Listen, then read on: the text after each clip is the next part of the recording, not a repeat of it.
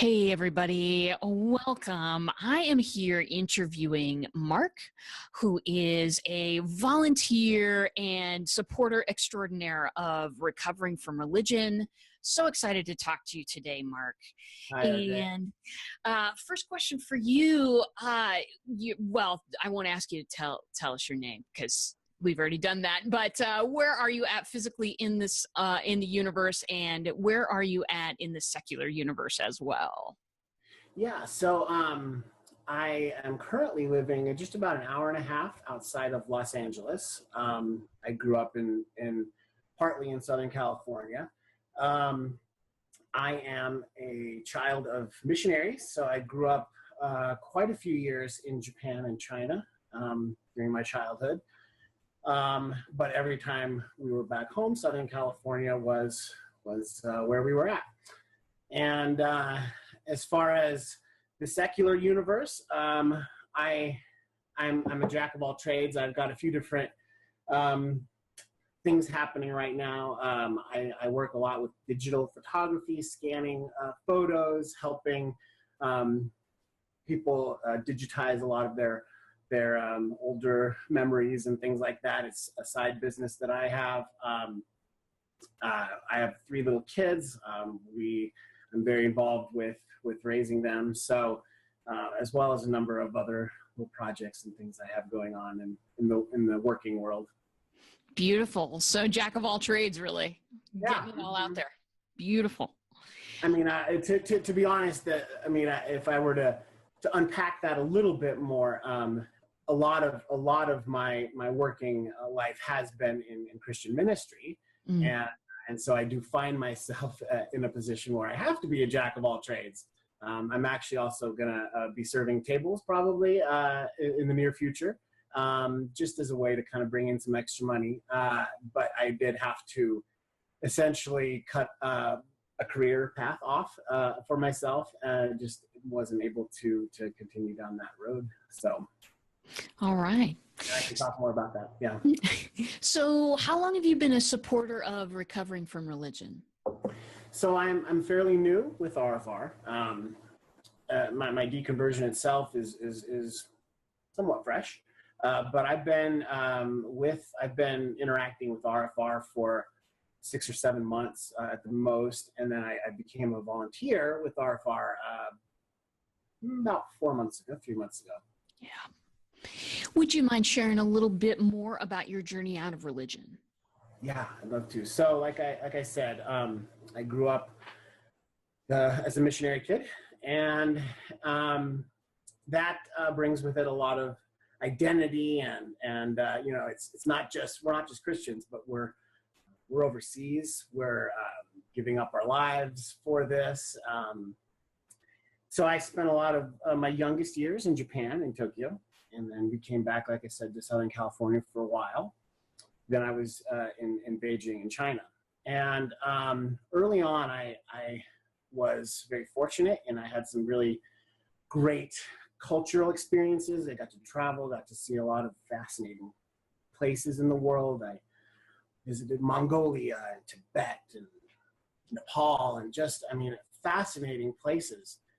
Some of my earliest issues, though, were traveling, for example, to some place 3 days by Jeep over grasslands to visit somebody who has a couple disciples or a couple folks who are possibly interested in becoming Christians. And as a young person, I remember thinking, well, what about 3 days of travel where we were traveling through villages and all that we saw to get here to this one place, and it's just not in the cards for all those other people. And it just, from a very early age, I had sort of a dissonance. But I'm also a people pleaser, and I know exactly what to say and who my audience is, and so from an early, I think part of that is being a missionary kid and learning how to adapt to different cultures, and being able to find a part of myself that will identify with others, no matter who they are. So early on, I was able to be who I was supposed to be very easily. And I think that really, of course, was amplified with my indoctrination and really, doing all the things that a good Christian boy is supposed to do, and learning all the verses. And that was my life for a lot of years. In high school, that sort of facade started to not work for me anymore. And I should say the facade was still there, but on a deeper level, I was unsatisfied, and the world didn't make sense. I started discovering partying, and the release and the fun and all that brought. I started drinking, I started doing drugs and all that stuff that teenagers can get into. But for me, it was more. It became a release. It became, a sense of peace was available there for me. A sense, a release from this cognitive dissonance that I feel like I'd grown accustomed to. So that became a part of my story. In my 20s, drugs were a big part of my journey, specifically opiates.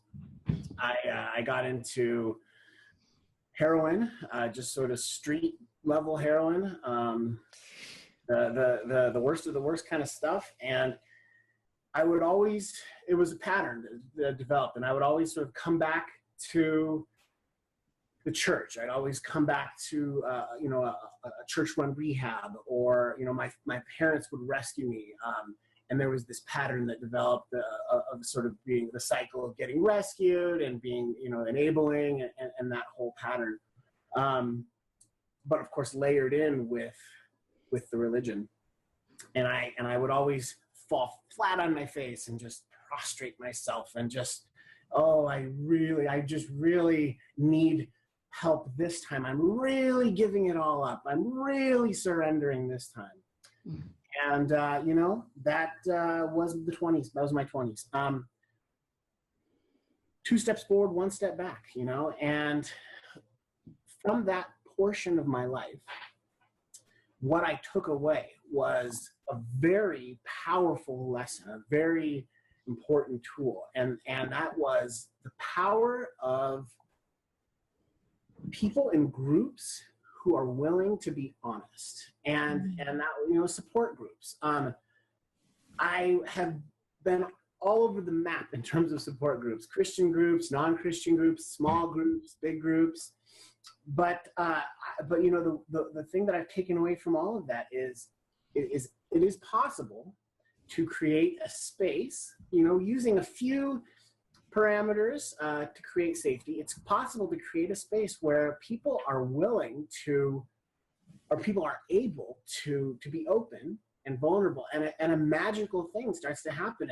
And once people are kind of a little bit truthful, a little bit honest, it opens the door for everyone, for the others in that particular group, if the space has been created well. During the course of that deconversion for me, man, I was reaching out.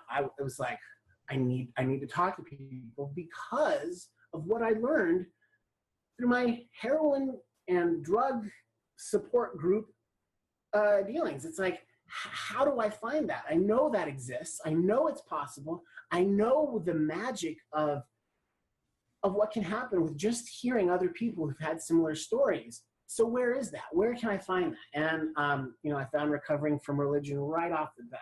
RfR has done a wonderful job of answering Google search requests. It's like, help, it's like, RfR, help, I'm, deconversion, or other, and it's like, ex-Christians, and RfR, and it's just done a great job. So, I unfortunately, the nature of our geography is that a lot of people who are going through this, they aren't physically located next to it. And so you have groups, physical support groups in big cities and big metropolitan areas. But like I live, like I said, a couple hours outside of LA. And if I wanted to travel 2 hours a month, like every time there was a meeting, I could. But I live in a small town, and that's not, and I have little kids, and that's not. So so this is where I was mentioning earlier. I'm excited. I hope to work on a program to do some work the technology somehow to get a group going where it's an online support group. I think there's potential there. And so that, I guess, is the nutshell. I don't even know how long I went there, but yeah, I'm in this new world where, you know, my wife is still a believer, and that creates a lot of issues. Now she's doing her very best to understand where I'm at. I'm fortunate that she's a very understanding person. She has a fairly open mind, but I don't end the conversation when I have a conversation with her about this. I don't leave that conversation feeling heard very much, you know, and that's not her fault. She's trying, but she's not here. And so I need others who can hear me. And again, that's just a daily reminder for me why I need something like a support group. Well, what a pleasure, Mark. I want to thank you for joining us, giving your time today, talking to me about this stuff. It is so vitally important to what we do. Thank you for your work as a volunteer. Thank you. Thank you. Thank you. I'm anybody watching this, if you are thinking about volunteering for us, please do so. We need help. We need more people like Mark. We need people like you. So go to our website. We have all the information there. And once again, Mark, it's been a pleasure. Hope I get to talk to you again in the future. Me too. Thanks.